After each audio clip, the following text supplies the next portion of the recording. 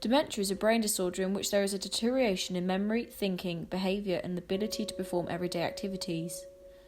There are different types of dementia, Alzheimer's disease being the most common. It affects 62% of those diagnosed. There are currently around 850,000 people with dementia in the UK. This is estimated to rise to 1.6 million by 2040. The main question today being, is dementia preventable?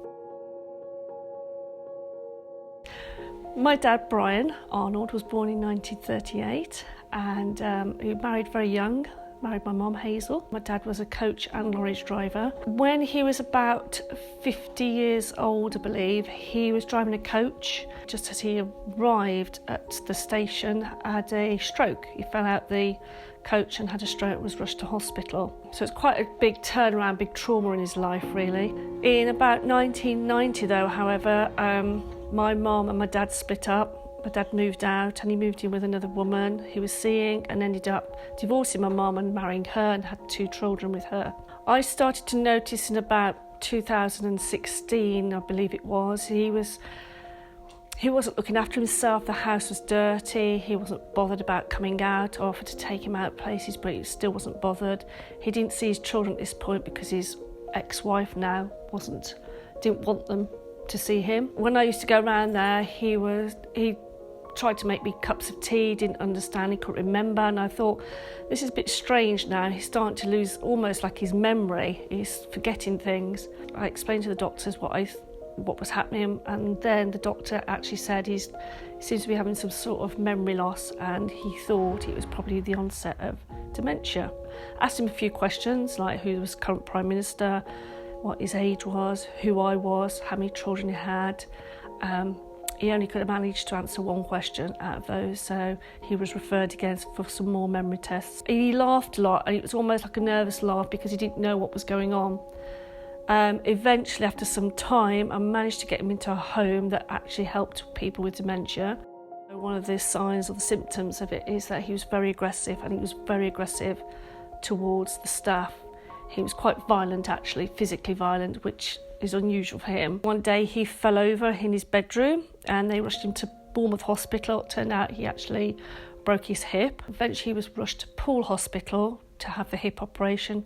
Again, he couldn't have it. And then I got a call on the Friday night saying that he deteriorated so much, and by the time I got there, he'd actually died and he was at peace. So to this day, I was told he died of pneumonia, with the onset of dementia as well, having an effect on him, unfortunately. And that was it. As a nurse on the ward that I'm actually on, we deal with patients that come in from rehab, mainly elderly patients, quite a few with dementia. Main things are just trying to find out what their normal routine is and how they work day to day. You can't prevent dementia. Main things to try and alleviate dementia is not to smoke, maintaining a healthy weight, keeping a good exercise regime, walking, managing sort of health conditions like diabetes, high blood pressure, doing crosswords, puzzles are a really good thing as well, interacting with others. In terms of causes, there's a range of causes for dementia. There's so many different types. You have vascular, Lewy body, Alzheimer's. So depending on which type of dementia you have, depends on the cause. But it can come from things such as stroke or damage to the nerve endings in the brain. It can be passed out through genes. So there's not one particular cause to it. It's just a range of different causes that come together. In terms of a cure, I think because it is a disease of the brain is so complicated, so I don't think we're anywhere near close to a cure, but I think we can learn to manage dementia and learn how to cope with it, because dementia can affect every part of daily living.